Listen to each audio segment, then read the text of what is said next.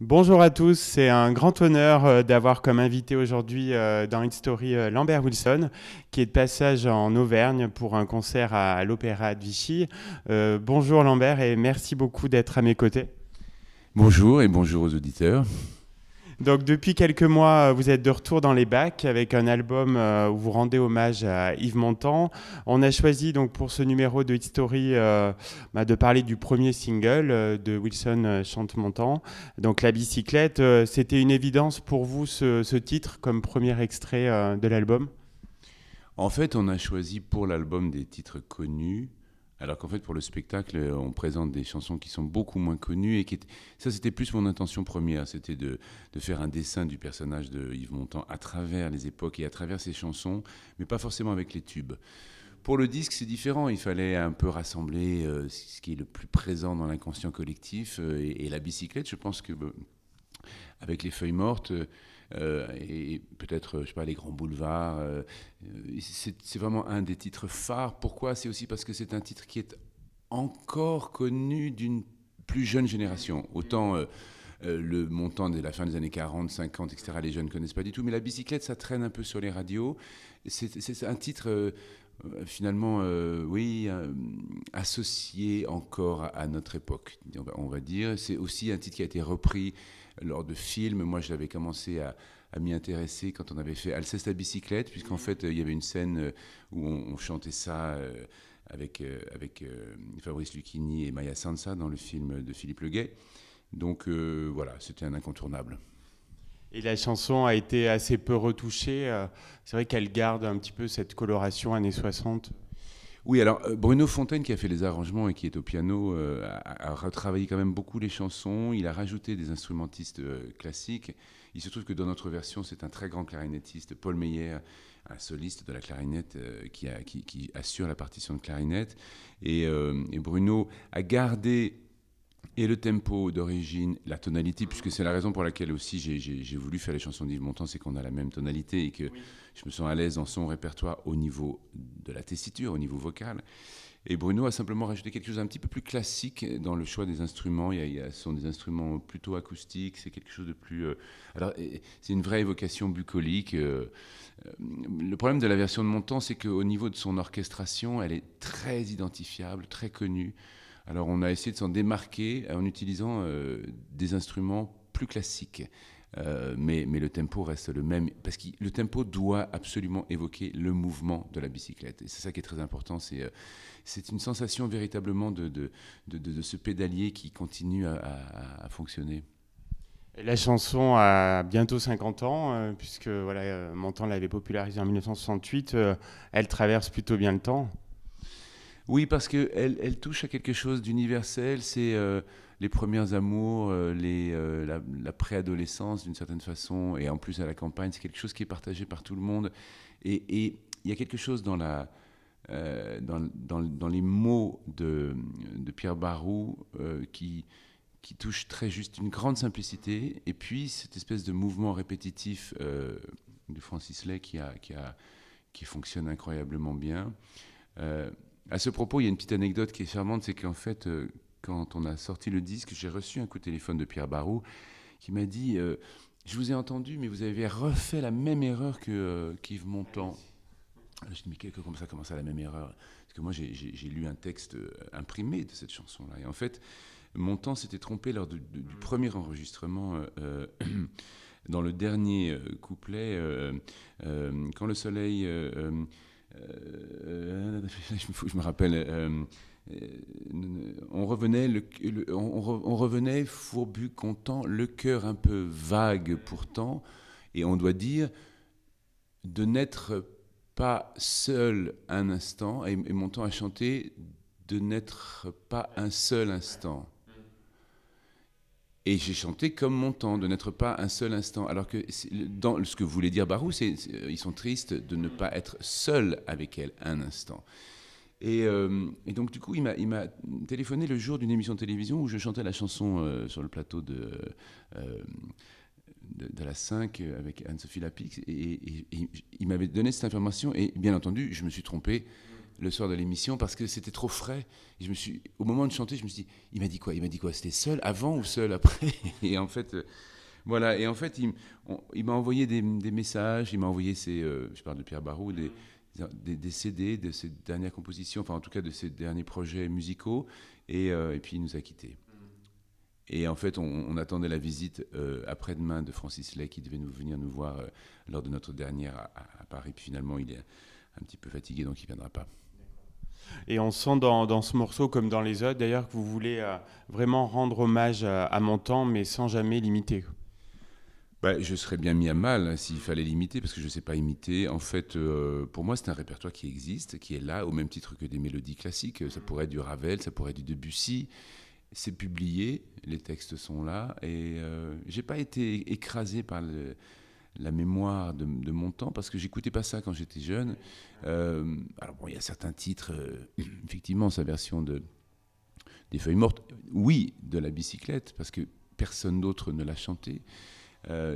C'est vraiment très présent à l'oreille, mais j'étais en liberté. C'est peut-être ma forme d'inconscience de me dire que je peux m'approcher de ce répertoire-là sans être écrasé par le monstre, la montagne qu'il a initié, qu'il a fait pour la première fois. Vous aviez déjà fait des incursions autour d'Yves Montand dans le passé? Oui, alors il se trouve qu'avec Bruno Fontaine, qui est au piano et qui a fait les arrangements, on a fait 2 autres spectacles auparavant, et on avait déjà chanté, particulièrement lors d'un spectacle qui s'appelait Démons et Merveilles, où on abordait la chanson dans les films français des années 30 aux années 60. Le spectacle s'appelait Démons et Merveilles, et on avait chanté 3 petites notes de musique, on avait chanté Les Feuilles mortes, on avait chanté une très belle chanson qui s'appelle Amour, mon cher amour, et je me sentais très à l'aise dans cette tonalité-là. Et puis aussi toutes les petites chansons Prévert Cosma, celles qui font 4 lignes, Le Jardin, Paris at Night, des petites choses comme ça qui sont dans le recueil Prévert Cosma, sublime. Et je suis très content dans notre spectacle d'aborder je trouve des piliers de l'œuvre de Cosma et Prévert, comme Barbara. D'ailleurs que Montand disait, plus souvent qu'il ne la chantait, je pense qu'il y a un rapport entre les mots et la voix chantée chez Montand qui, moi, m'intéresse. C'est un territoire de l'entre-deux où la poésie prend toute sa place. Et c'est ça qu'on a voulu évoquer dans le spectacle, en tout cas. Je crois qu'il y a des chansons qui sont un petit peu dures pour vous à chanter parce qu'elles vous remplissent vraiment d'émotions. Oui, alors dans le spectacle, je chante Les Feuilles mortes. Et ça va, j'ai un peu maîtrisé Les Feuilles mortes maintenant parce que, comment dirais-je, je suis un peu nostalgique, et les chansons qui évoquent le temps révolu, les gens disparus, me remplissent d'une grande émotion. Alors c'est le cas pour Les Feuilles mortes, c'est le cas aussi pour Le temps des cerises, que je chante a cappella, donc sans instrument, lors du spectacle et pendant le disque aussi. Et ça évoque pour moi mes grands-parents, ma grand-mère surtout, les gens sont vraiment évocateurs, ces titres d'un passé vraiment révolu. Cependant, je suis très surpris de me rendre compte que dans les salles, bien entendu avec un public plus âgé, ces chansons sont reprises par le public, qui les chantonne, qui ne dit pas forcément tous les mots, mais on sent qu'elles sont encore présentes, particulièrement dans le Nord. Alors là, c'était assez incroyable. Je pense que les zones de guerre, notamment tout ce qui s'approche du chemin des dames, du lieu de la Première Guerre mondiale, sont des chansons qui ont vraiment été très présentes parce que c'était des hymnes qui ont traversé la guerre. Alors on chante aussi a cappella le chant des partisans, ça c'est autre chose. Et on sent que ce sont des chansons qui sont, pour tous les lieux où il y a eu de la résistance, elles sont encore chantées, en tout cas par une certaine génération. C'est bientôt la fin de votre tournée, donc vous avez vraiment réservé un concert, je crois, peu ordinaire, avec une vraie mise en scène. On va reprendre le spectacle à partir de l'automne. On va refaire quelques villes en France. On ira à l'étranger. On va en Grèce, on va en Belgique, on va au Canada. Ce qui surprend les gens quand ils voient le spectacle, c'est qu'ils s'attendent à un tour de chant traditionnel. Voilà, Lambert Wilson derrière un micro qui chante des titres de. Alors qu'en fait, avec le metteur en scène, Christian Schiaretti, qui est donc le directeur du TNP, Théâtre National Populaire de Lyon-Villeurbanne, on a mis au point une narration en utilisant d'ailleurs des textes que j'ai appris par cœur, qui sont des textes qui ont été écrits sur Montand par son ami, le romancier espagnol Georges Semprin. Il y a aussi des poèmes, il y a un poème de Cocteau extraordinaire sur Piaf, il y a un poème sur le pouvoir du chant, enfin des chants du poète turc Nazım Hikmet. Et en fait, il y a une narration. Les chansons sont là pour évoquer des époques ou des sujets dans la vie de Montand, ce qui fait qu'il y a une qualité d'émotion qui se tisse au fil de la narration, et ça surprend beaucoup le public. Et puis aussi, on présente beaucoup de chansons qui sont beaucoup moins connues. Alors, peut-être que ça crée une certaine frustration, parce que les gens, ils ont envie en même temps d'entendre les grands tubes. Et en même temps, on arrive, après chaque fin de spectacle, au même résultat d'émotion, d'enthousiasme, de ferveur de la part du public, qui a fait une sorte de voyage de 2 heures. Non seulement dans la vie de Montand, mais aussi dans la vie de la France, parce que c'est une sorte de concert littéraire finalement. On évoque ce qui a fait chanter les Français, et puis aussi ce qui était leurs préoccupations. Alors, par exemple, il y a une chanson assez récente des années 70 que Montand avait piqué à la rédaction de Charlie Hebdo, qui s'appelle Casse-tête, et qui raconte les violences policières sous toutes ses formes, aussi bien, enfin, la violence en général, contre les révolutionnaires, mais aussi les bébés phoques, comme je sais pas, les violences de la dictature chilienne. Et c'était très, très 70 comme chanson.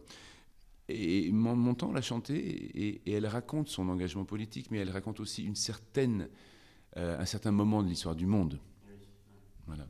Vous êtes un artiste pluridisciplinaire, vous aimez bien changer de registre, alterner Bah, en fait, c'est une sorte d'atavisme, parce que en famille, on faisait ça, on faisait de la musique, et que mon père ne séparait jamais la présence de la musique du métier d'acteur et de la mise en scène, qui étaient ces métiers. Donc pour moi, passer du cinéma au théâtre, c'est normal. Du cinéma à la musique, c'est aussi normal. Ça fait partie de l'expression. Pour moi, il n'est pas question de ne pas faire de musique. J'ai besoin de la présence des musiciens autour de moi. J'ai besoin de faire de la musique. Je trouve que c'est aussi important que de tourner, aussi important que de faire du théâtre. D'ailleurs, j'ai plutôt délaissé le théâtre au profit du théâtre musical récemment, puisqu'en fait, les derniers spectacles que j'ai faits étaient des comédies musicales à Paris, au théâtre du Châtelet, qui m'ont mené vers des scènes incroyables comme la Scala de Milan.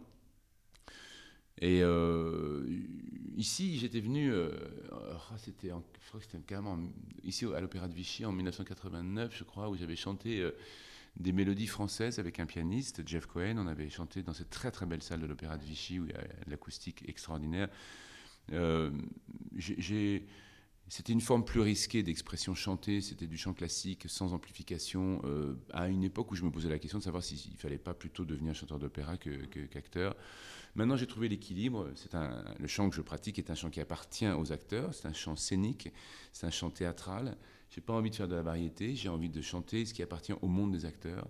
Et pour moi, Montand était un acteur qui chantait, un chanteur qui jouait. Donc voilà. Depuis quelques jours, on vous retrouve également dans les salles avec le film Telle mère, telle fille, donc avec Juliette Binoche et Camille Cotin. C'est une comédie assez savoureuse. Oui, alors en fait, je fais une participation parce que je fais le mari de Juliette Binoche. C'était formidable de la retrouver après 35 ans, puisqu'on avait fait en 85, enfin 32 ans, on avait fait Rendez-vous d'André Téchiné. Et en fait, c'est une comédie qui raconte surtout l'état de la maternité. Il y a une intrigue familiale et, on va dire, comique, mais je pense que c'est un film qui parle beaucoup des femmes et beaucoup de la réalité de la maternité, et je pense qu'il devrait vraiment beaucoup plaire aux femmes, et j'espère qu'en tout cas elles prendront le chemin des salles pour aller voir ce film qui est très charmant, dans lequel j'incarne un rôle de chef d'orchestre. Voilà. Et il y a la semaine prochaine, à partir du 5 avril, un film d'un tout autre genre, Corporate, qui se passe dans le monde de la grande entreprise, et particulièrement dans le secteur des RH et des DRH, donc des ressources humaines. Et c'est une cellule de crise qui s'instaure au moment du suicide en entreprise d'un cadre.